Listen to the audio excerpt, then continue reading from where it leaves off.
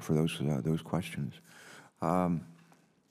Administrator Bott, General Spellman, as we discussed earlier, the Key Bridge is only one of many bridges in the United States that lack functional pier protection. That list also includes bridges near major ports like New York, like Philadelphia, like New Orleans.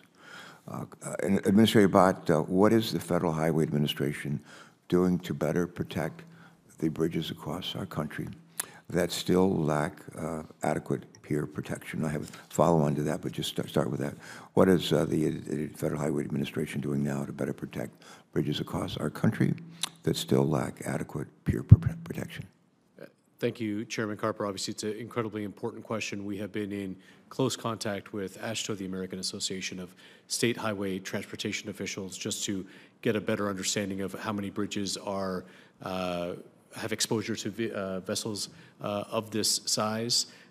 We are making them aware of all of the funding opportunities, both in the formula and discretionary grant programs. I will say the Bridge Large program, or the Bridge program, the Bridge Improvement Program, is obviously oversubscribed. We do have a funding shortfall, so it's both identifying the needs that are out there and then finding funding priority to address those needs. And we're going to continue to work closely with the NTSB as they provide their recommendations as to what the appropriate level of protection. As we know, there were dolphins on this bridge, but we're not successful in protecting the Francis Scott Key Bridge. All right. Thank you. General Spellman, looking back on the disaster, what are some of the major safety measures that the Corps would recommend taking while the Federal Highway Administration and Congress work together on addressing this safety concern? Yes, sir. And I think we will take the lead of the National Transportation Safety Board. As I mentioned, their report that they released in mid-May, the bulk of that report talked about the vessel and the electronics, but there is a section in the back on bridge safety and resilience against collisions that we had here. Everything from fendering and larger and more dolphins. Those are the large concrete cylinders that you saw during your visit that we anchor into the bottom of the river to protect those important piers. I think as we do what we call our Section 408 reviews for new bridges and navigation channels, that we in the Corps have to take a harder look at those safety measures and work with our state and federal partners to make sure that they are in fact implemented. Okay, thank you. Secretary Wedefield, a question I could on air quality impacts. And the question is, last month when we met with Governor Moore, who I must say is a very impressive leader, and I have several opportunities to meet with him, and very impressed. But when we met with the governor with the lieutenant governor at the site of the bridge collapse, during that meeting, we discussed, as you may recall, some of the impacts that the bridge collapse may be having on people who live in the surrounding communities, impacts including trucks, a lot of other vehicles that have been rerouted through people's neighborhoods.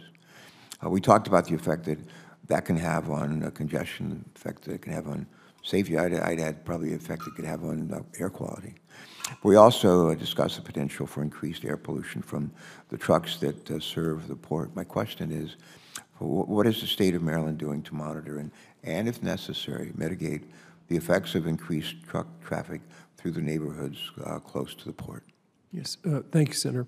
We're working directly with the local governments, meaning Baltimore City, Baltimore County, and Anne Arundel County, which you get the immediate community impacts, to make sure we're monitoring any truck traffic, policing it where they should be and where they shouldn't be, and then working with the community to deal with their basic transportation needs, because the inability just to get across to another part of the city and the county with now the short path of the bridge. So we're working with that. We're working with our transit administration to look at opportunities there as well as travel demand management. We're also working with the Metropolitan Planning Organization to monitor the air quality, and with our Maryland Department of Environment to monitor that. Obviously, that goes eventually into the state implementation plan on the air quality side.